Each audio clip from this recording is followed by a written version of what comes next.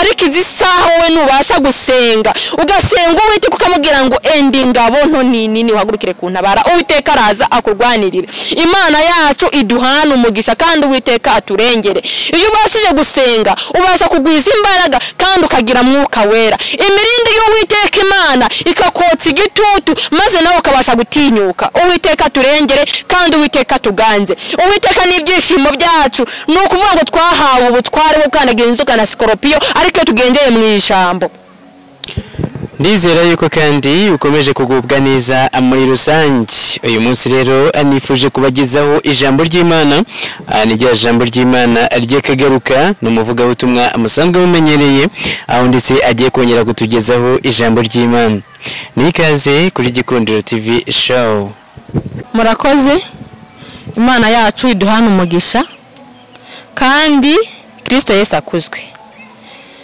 nongeye kunezezwa n'Imana mu mutima wanjye nongeye gushima Imana kuba twongeye gusangira ku byo kurya ijuru ryaduteguriye Imana yacu iduhana umugisha mbere yuko dutangira dusangira ijambo ry'Imana reka dutangire tubanze dusenge Uwiteka Mana yacu isaha nk'iyakanya nk'aka turagushimye tugushimiye neza n'urukundo byawe udahwema tugaragaza ko bwije nuko bukeye hari benshi bavuye mu mubiri ko twete turacyahumeka ngaho mwami mwiza duhe gutegera amatwi ijambo ryawe kandi duhinduke rwose kuko tugeze mu minsi iruje abagenzi nutuganze nutuboneze nutwitewe nutugirire neza n'iteka ryose mu izina rya Yesu amen Imana iduhana umugisha tugiye gusoma Zaburi ya Dawidi ibice 35 umurongo wa mbere kugeza ku wa kabiri haranditswe ngo Uwiteka burana n'abamburanya rwana n'abandwanya wende ingabo nto n'inini uhagurukire kuntabara Imana yacu iduhana umugisha kandi Uwiteka aduhire ndatekereza ko isaha nk'iyi abantu bahagaze mu murimo w'Imana hari ibintu byinshi bari kurwana nabyo uri umuririmbyi hari intambara uri guhura nazo uri umupasiteri hari intambara uri guhura nazo nk'izo Yesu yahuye nazo ariko Uwiteka nukuvuga ngo Dawidi we yaravuze ngo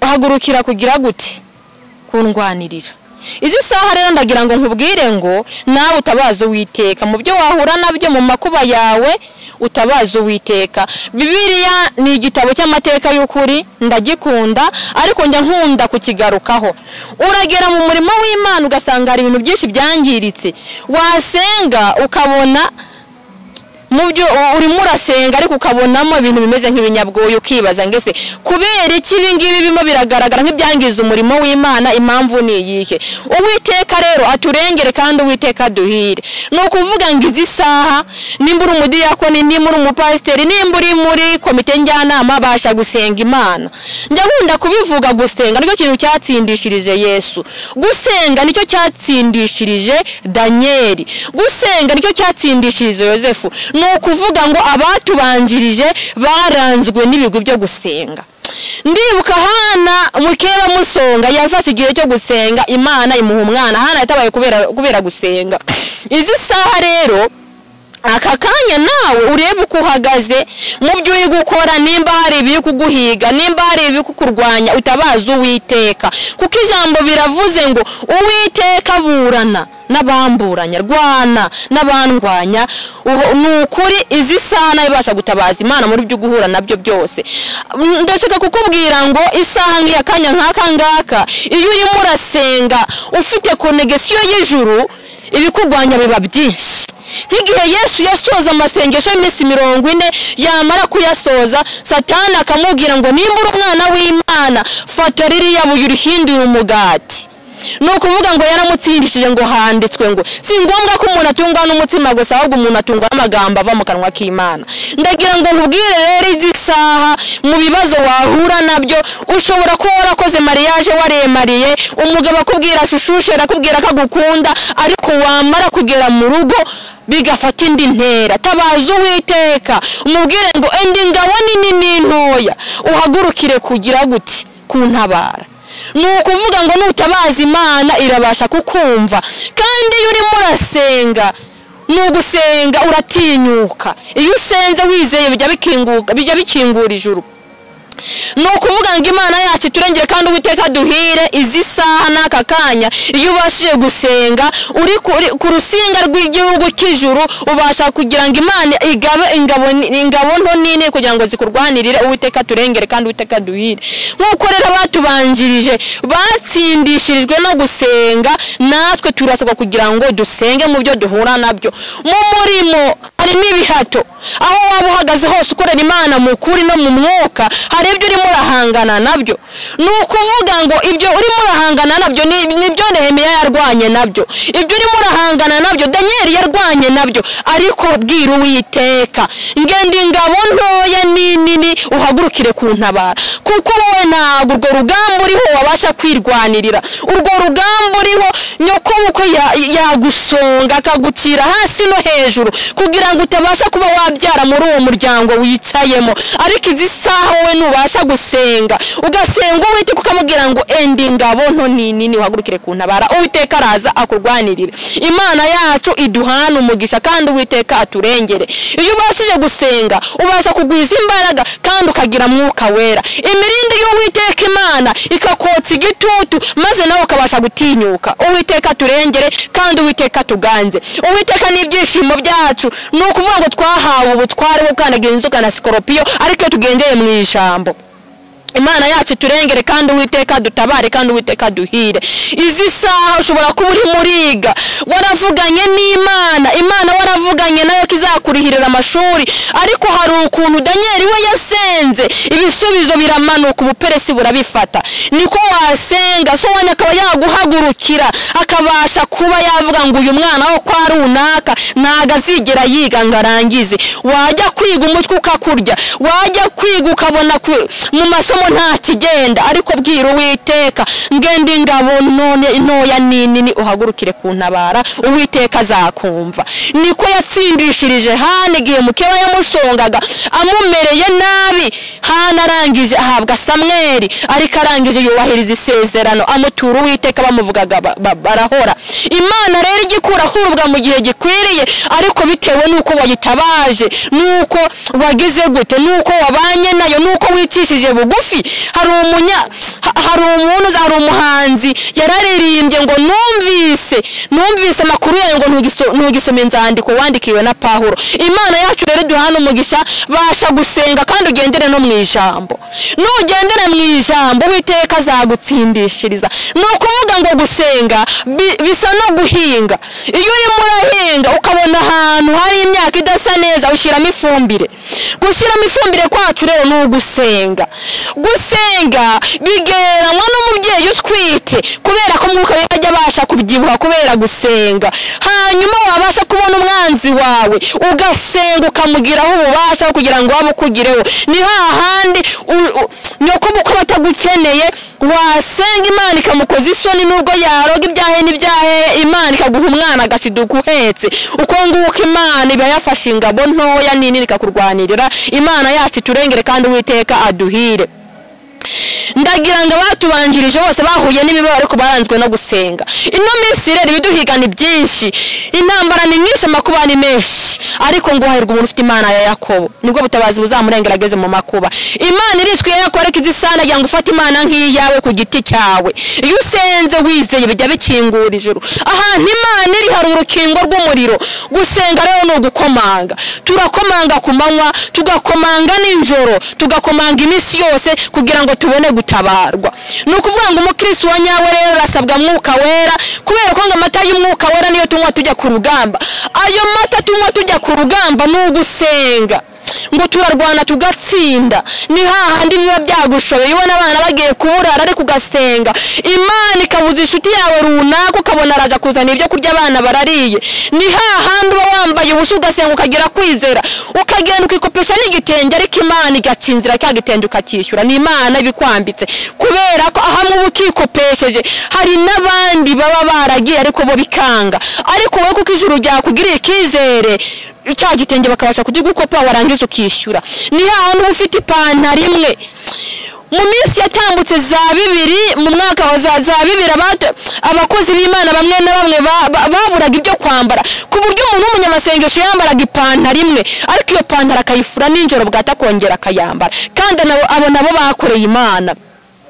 Nukuvuga ngo Imana turengere iminsi turimo Uwiteka agiye tuba hafi. Uwiteka tubaye hafi muri Covid. Imana yabaye hafi y'abasenga. Imana yajyaga ikunda kumbwira ngo hari igihe kigiye kugera n'akanyamaswa kakambuka kaburimbo kandi ndagira ngo muri Covid n'akanyamaswa kabashije gutambuka muri kaburimbo kuko imodoka zose zari zahagaze abantu bose bahanze amaso ku Mana. Insengero zari zifunze twari twicaye ku migezi y'i Babuloni turimo turarera ngese Mana tuzasubira mu nsengero ryari ariko Uwiteka ararwana. Izi saha turimo turinjira mu rusengero tukabasha kwicarana, izi saha turimo turinjira mu rusengero tukabasha gusuhuzanya ariko hari igihe bitari bikunze muri cyagiye cya Covid ariko hari benshi bagize gutakamba, hari benshi bagize gutakamba ngo Mana turengere, Mana agira uko bigenza, Mana icyo cyorezo amaherezo yacyo azaba yage. Ndagira ngo mubwire ngo ziriya n'imbaraga z'Imana zabashije gukora, ziriya n'imbaraga z'Imana zabashije kurwana ziranesha ariko basha kureba wibaze ngo nimba kiragiye Imana yararwanye ubungubu mpagazene ndi kubana n'Imana Imana ndi kuyitwaraho nte. Yesu ni inshuti nziza twahanye kado, twamuhaye kado y'ibyaha aduhiye agakiza nubwo twamuhenze we yarirengagije. Nukuvuga ngo rero ndagira ngo nkubwirize isaha basha guha umwami wawe agaciro, ukubona uyu mutware wawe agaciro basha kumenya ngo Yesu ndamuha agaciro kuko yameneye amaraso yikoreye ibyaha byanjye byose arabigana hari Nyabihanga. Ubwire Satani naho yakugerageza umwandikira umubwire ngo ntago nzagukorera nubwo uhora untoteza, ntago nzagukorera. Satani ashobora kunyura mu umwana akakunanira, Satani ashobora hari byinshi yanyuramo, hari inkuta nyinshi yanyuramo kugira ngo akugereho ariko we basha gusenga. Musenge gwize mwuka wera nijoro nujya kuryama usenge, Imana yo mwijuru nayo izabasha kukuba hafi. Ndagira ngo nkwibutse Abisiraheli bari mu Egiputa bajyaga bakunda gutaka ngo Mana tuzaba muri ubu buretwa ryari ariko Uwiteka yumva gutaka kwabo arangije atuma Mose ngo genda uzane ubwoko bwanjye buve mu Egiputa kuko numvise gutaka bantakira nitegereza uburetwa Farawo abakoresha ndangije nyumva gutaka kwabo none genda ujye kubazana bave mu Egiputa ubabwire ko iwabo ari muri Kanani. Uwiteka turengere kandi Uwiteka duhire. Ushobora kuwukorera akazi ko mu rugo, hari byinshi byaba bigusonga, hari byinshi byaba bitumutegerana n'Imana ariko basha gusenga ubwire Satani ngo nubwo horo untoteza ntago nzagukorera. Imana yacu duhana umugisha. Ushobora kuba uri mu kazi runaka, ushobora kuba wicaye muri biro ariko aho wicaye ufite Bibiliya basha kubumbura ijambo risome, wasoma muri Matayo, wasoma muri Luka, wasoma muri Danieli, wasoma mu nkuru za Yosefu, waho hose wahabonera gutabarwa. Imana yacu rero iduhana umugisha kandi Uwiteka turengere. Iyi si turimo turatambuka nkunda kubivuga, turimo turatambuka twebwe turimo turya muri gakondo, turimo turaga iwacu ariko basha kureba ngese igihugu narindimo nacyitwaye mone nyisizema yahe mateka. Nukuvuga ngo umunyeshuri mu gihugu cy'u Rwanda iyo yize akabona buruse akajya muri Amerika basha kwitwara neza akavuga ngo muri Amerika batazanseka abone igihugu cy'u Rwanda ngo babone ko nsize amateka mabi. Wowe basha kureba mu myambarire yawe, mu mivugire yawe, nimba usenga basha guhesha Imana agaciro. Wejya mu rusengero ujye kwiyoberanya ngo ugaragaze ngo ugiye wambaye neza, ujye kugaragaza ngo dore utwaye Bibiliya uzi ku izina rya murokore kandi n'ukuri turabarokorwe twebwe. Yesu niwe waturokoye ariko nagira ngo nkubwire ngira izina nubwo twitwa abarokore nimuze turisigasire. Jehova jire korari yereka igikunda kuririmba ngo muvandimwe reka nkwibutse ndakwibutsa Kristo atari iwacu. Urugendo ruracyakomeje, dukomeje kugenda. Uyu munsi hari benshi barimo baragenda ariko nawe ejo uzagenda ariko basha kureba ngese iyi si nyisizema yahe mateka. Mu baririmbyi twabanye nsiza yahe mateka, umurimo nakoze nsiza yahe mateka. Uwiteka rero duhana umugisha ukubona ubasha gufura umwenda ugashyiramo isabune ugafura ugashyiramo umukunyuguza umwambaro wawe bike neza. Satani ari kugaba ibitero kugira ngo umwambaro wawe ubashe kujyaho ibizinga, ariko gerageza umutesha agaciro, umusuzugura umugire ngo Satani ntago nzagukorera ibyo wakora byose, ntago nzagukorera. Uwiteka turengere kandi Uwiteka duhana umugisha. Ni ukuvuga ngo rero agakiza ni Imana ikomeye, ni Imana twashyikirijwe n'Umwami wacu Yesu Kristo, kugira ngo natwe mu gihe nk'iki ngiki tuzabashe kuvuga ubutumwa bwiza busakare bugere ku mpera y'isi, kugira ngo buzabashe guhumuriza benshi. Ushobora kumvira ijambo wari urushye, wari uremerewe, ariko nanya mubwire ngo kuba waruhuka ntago amafaranga yatuma ruhuka, ntago abakomeye batuma uruhuka, ahubwo Yesu niwe nshuti nziza, niwe wahamagara akaza akagutabara. Ibyo byose bikugoye, ibyo byose bikuruhije, kuko inzira ijya mu ijuru iraruhije. Ariko bene data mureke tube maso, kuko ntago turwana n'abambaye inyama n'amaraso, ahubwo turagwana n'imyuka mibi yo mu kirere. Uwiteka rero turengere kandi Uwiteka duhire, Uwiteka tube hafi kandi atuganze. Message narifite yari iyo ngiyo. Imana yacu iduhana umugisha. Reka nsoze nsenga, ariko uwumva aya magambo agira aho gukura, agire naho kugeza. Mana yacu uri Imana nkuru, uteye ubwoba kandi utinda kurakara, uko wabanye n'abatubanjirije. Ngwino ubane natwe, ubane n'abaririmbyi, ubane n'abadiyakoni, ubane n'abagukorera, ubane n'abakumvira, ubane n'abakubaha. Naho Satani yatugerageza tugere kumusuzugura nk'uko umwana we yamusuzuguye ari ku musaraba, yarangiza akamutsinda. Ngaho ngwino udutsindishe, utwiteho, utuganze none n'iteka ryose mu izina rya Yesu. Amen.